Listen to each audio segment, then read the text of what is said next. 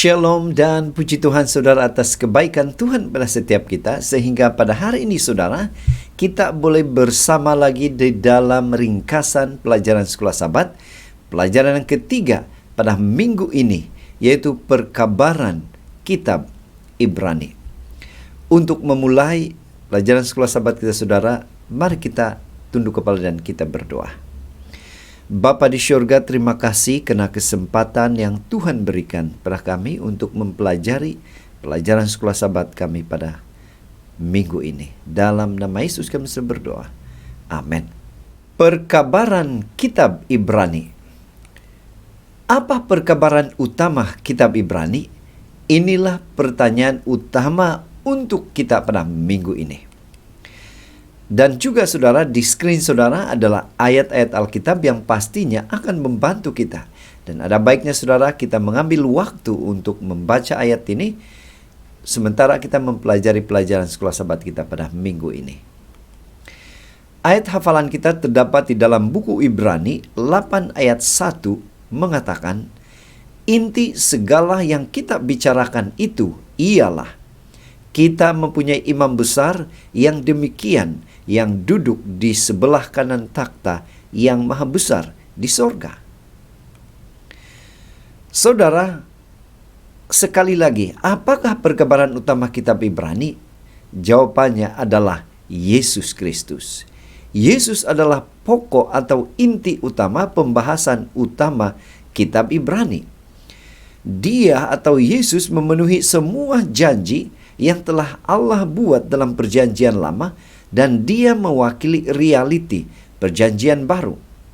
Menjadi pertanyaan sekali lagi saudara, bagaimana Yesus diperkenalkan dalam kitab Ibrani?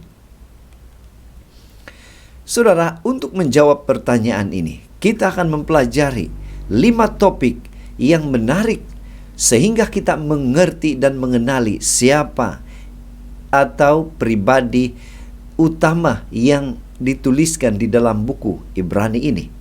Yesus adalah Raja. Dialah pengantara, pahlawan, imam besar, dan mengantarai. Kita langsung ke topik yang pertama atau tajuk yang pertama. Yesus adalah Raja kita. Bagaimana buku Ibrani ini menjelaskan Yesus sebagai Raja kita?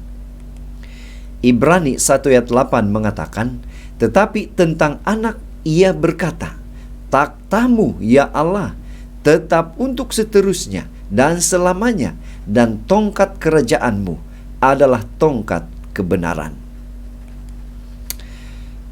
Allah memberi Adam dan Hawa kekuasaan atas dunia ini. Setan merebutnya pada saat mereka berdosa. Allah berjanji bahwa satu keturunan akan memulihkan umat manusia. Kemudian Daud dijanjikan bahwa seorang raja dari garis keturunannya akan memerintah dunia dan membebaskannya dari kuasa musuh. Untuk rujukan setiap fakta yang saya sudah sebutkan ada di screen bersama dengan slide kita ya. Nah, siapa yang melakukannya? Menurut Ibrani di dalam pasal yang pertama ayat yang ke-5 sehingga 8 dan ayat yang ke-13. Siapa yang melakukannya? Jawabannya adalah Allah mengangkat Yesus sebagai anaknya, ayat yang ke-5. Dia membawa Yesus ke istana surga, ayat yang ke-6 dan 8. Dan dia menobatkan Yesus dan memberi dia kuasa, ayat yang ke-13. Seterusnya saudara, kita ke tajuk yang kedua, yaitu Yesus adalah pengantara kita. Bagaimana buku Ibrani ini menjelaskan Yesus sebagai pengantara kita? Ibrani 3 ayat 6 katakan, tetapi Kristus setia sebagai anak yang mengepalai rumahnya, dan rumahnya ialah kita. Allah mengangkat Israel sebagai anak-anaknya. Dia berjanji kepada mereka bahwa dia akan tinggal bersama dengan mereka, dan bahwa dia ini adalah Allah, akan memberi mereka ketenangan dari musuh-musuh mereka. Sebaliknya, mereka harus setia supaya apa yang dijanjikan Tuhan itu akan terjadi. Setelah beberapa waktu, janji-janji itu diberikan pada garis keturunan Daud. 2 Samuel 7. Lagi pula, lebih mudah bagi satu orang untuk setia daripada seluruh bangsa. Karena itu, raja mewakili rakyat. Namun, tidak ada keturunan Daud yang benar-benar setia. Beberapa dari mereka benar-benar jahat. Yesus benar-benar setia. Itu sebabnya Yesus adalah wakil kita. Janji-janji yang Allah buat kepada umatnya digenapi melalui Yesus. Berkat Tuhan mengalir melalui Yesus Kristus. Tajuk yang ketiga, yaitu Yesus adalah pahlawan kita. Bagaimana buku Ibrani menjelaskan Yesus sebagai pahlawan kita? Ibrani 2 ayat 16 katakan, sebab sesungguhnya bukan malaikat-malaikat yang Ia kasihani, tetapi keturunan Abraham yang Ia kasihani. Israel menginginkan seorang raja untuk mengadili mereka dan memimpin mereka dalam pertempuran. 1 Samuel 8. Ibrani memperkenalkan Yesus sebagai pembela kita, sang pemenang yang berjuang untuk kita manusia. Seperti Daud melawan Goliat, Yesus berperang melawan setan menggantikan kita. Dia mengambil perlengkapan senjata, berperang melawan musuh, dan memenangkan perang. Kita adalah bahagian dari pasukan Tuhan, yaitu secara umumnya sebagai gereja. Kita juga mengambil perlengkapan senjata dan bertarung bersama saudara dan saudari kita. Dia adalah pemenang kita yang akan memimpin kita dalam peperangan yang akan datang. Kemenangan dijamin berkat pemenang kita, Yesus Kristus. Inilah yang terjadi pada setiap kita, saudara. Bila mana kita menerima panggilan Tuhan untuk berperang bersama dengan Dia.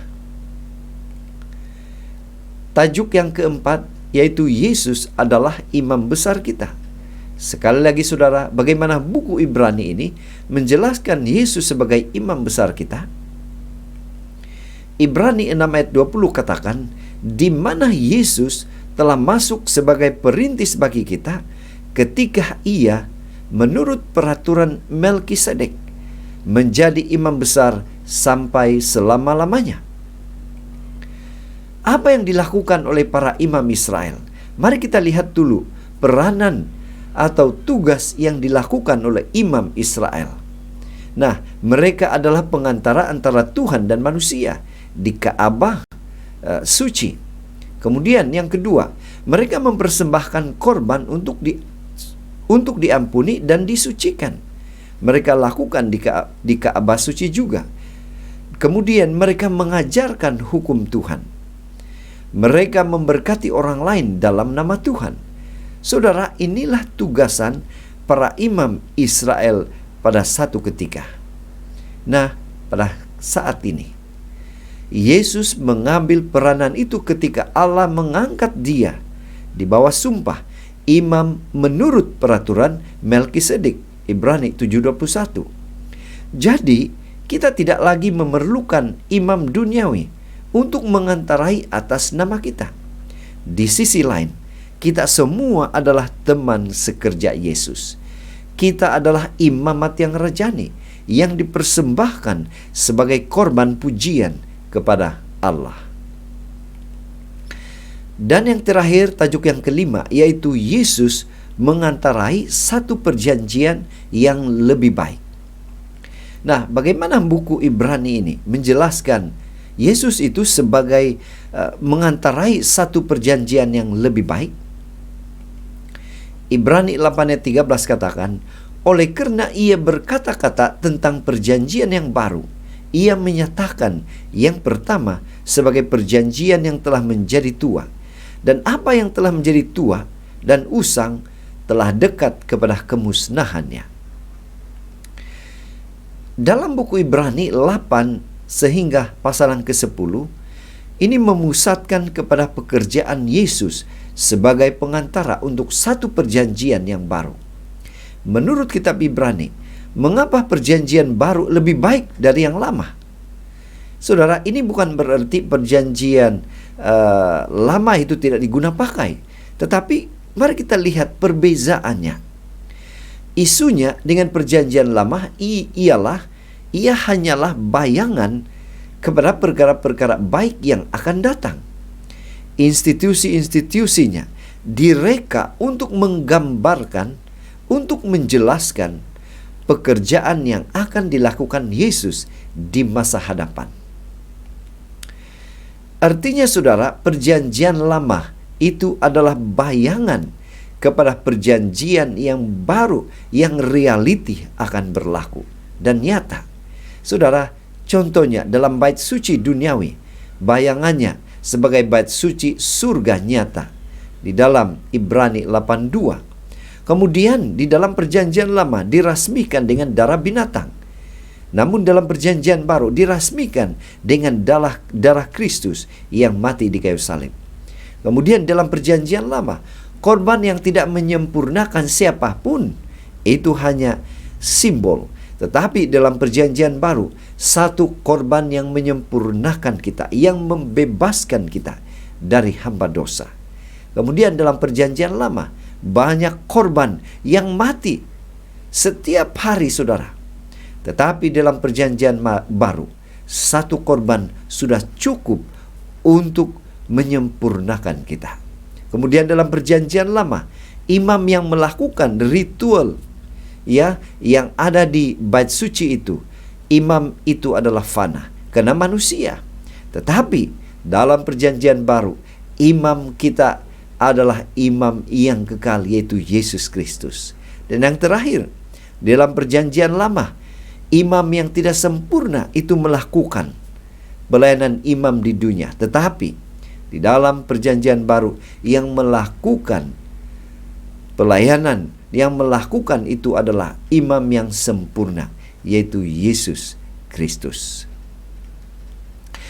Pena Inspirasi juga menjelaskan, Yesus diperkenankan untuk mengambil sifat manusia, agar dia tahu bagaimana mengasihani dan bagaimana memohon kepada Bapanya demi manusia yang berdosa dan bersalah.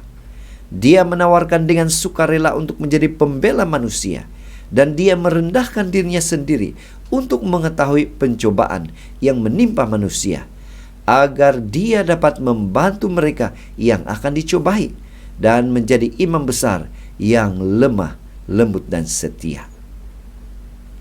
Saudara, daripada pelajaran sekolah sahabat kita pada minggu ini, kita boleh menyimpulkan bahwa melalui buku Ibrani telah mengajar dan mengingatkan kita bahwa Yesus adalah Raja kita. Yesus adalah pengantara kita. Yesus adalah pahlawan kita. Yesus adalah imam besar kita. Dan Yesus mengantarai satu perjanjian yang lebih baik, yang luar biasa.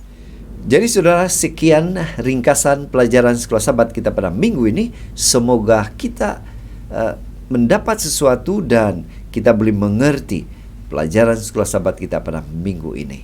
Mari kita berdoa. Maha besar Tuhan Allah Bapa yang bertakhta di dalam kerajaan sorga, sekali lagi Tuhan kami mengucap syukur.